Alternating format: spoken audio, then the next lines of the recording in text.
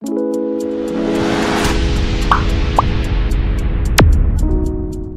Faith member. Kampo ni BBM 4 na beses daw nag-offer sa banda para sumama sa kanila.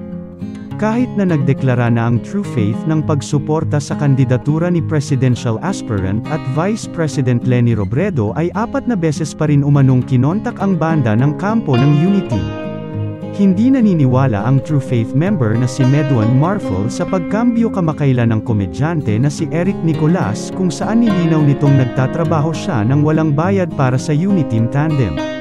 Ito'y matapos mapag-usapan ang makahulugang social media post ng komedyante kamakailan kung saan tila inamin nitong trabaho lang ang pakay niya sa pagsalang sa kampanya ni na Presidential Candidate Bongbong Marcos at Vice Presidential Hopeful at Davao City Mayor Inday Sara Duterte.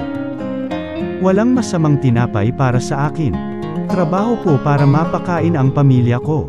Minsan lang to at di na ako bumabata. Mabuhay ang lahat, mababasa sa ngayoy burado ng Facebook post ni Eric. Paglilinaw naman ito kalaunan, siya ay kabilang sa BBM Sara Uniteam at taliwas sa ideyang nabayaran ay sumusuporta at nagtatrabaho umano siya, nang walang bayad, para sa tandem. Hindi naman bumenta sa miyembro ng True Faith ang pagkambyong ito ng komedyante. Pagbubulgar ni Medwan Marfol, sa kabila ng kanilang pagdedeklara bilang kakamping o taga-suporta ni Robredo, hindi pa rin umano sila tinantanan ng kampo ni BBM na hinikayat silang tumugtog sa campaign rally nito. Not believable, saad ni Medwan sa reposted tweet ng quote card ni Eric. Kahit na nag-declare na kami na #kakamping ang #TrueFaith we're still being offered to play sa for BBM, dagdag ni Medwan. When we were in Borongan, our manager got a call asking if we'd play for Unitik Take. Pang-4 na ata na offer yun.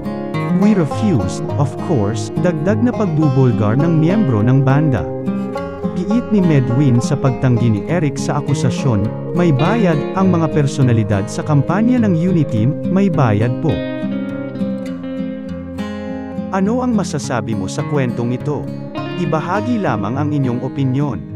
Para sa iba pang latest trending topics na kwento, please pakipindot naman ang subscribe at notification bell para lagi kang updated sa mga bagong video ko.